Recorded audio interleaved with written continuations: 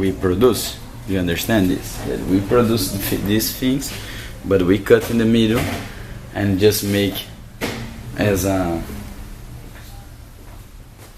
ئەمە ئەو بەشانەیە کە بۆ کاتی خۆپشاندان و ناڕەزایەتیەکان بەکارهێنن. ئەمە وەکو قەڵغانێک وایە کرێکاران بەرمیلەکانیان کردەوە دوو کردەوە ئەیکەن بە قەڵغان لە بەرامبەر پۆلیسوانە لە کاتی خۆپشاندانەکانە بەکاریهێنن.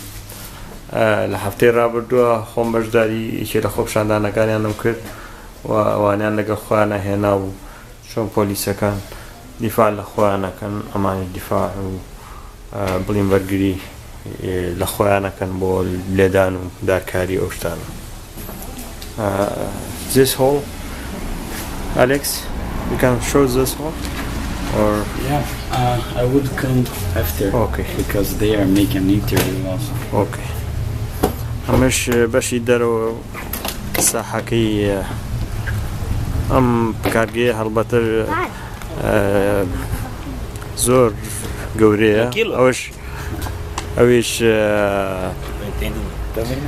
پێدرۆیە ئەشێک لە ڕابەران و هەڵسوڕاوانی کرێکاری لە فلاسکۆ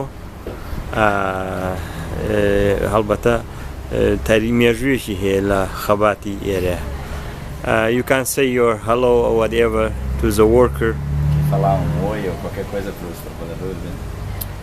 Uma saudação para os trabalhadores iraquianos, dos trabalhadores aqui da fábrica ocupada Flasco. Thank you. Thank you. Vai, vou dar só pouco. بەشی بەڕێوەبەرایەتیەکەی لە دوو قات پێک هاتووە. ئەمە بەشی ئێستاش هەوڵەیین بچین بۆ بەشی بەرهەمهێنان. ئەوەی کەی بینن ئەوە تەنکی ئاوی فلاسکۆیە کە بۆتە ڕەمزی کارگەکە خۆی لە شوێنی دوورۆ ئەبینێ. ئەویش سیارەی کرێکارەکان و میوانەکان کێنەیە لە لێرە ڕایەگرن. با بڕین بەرەو کارگە.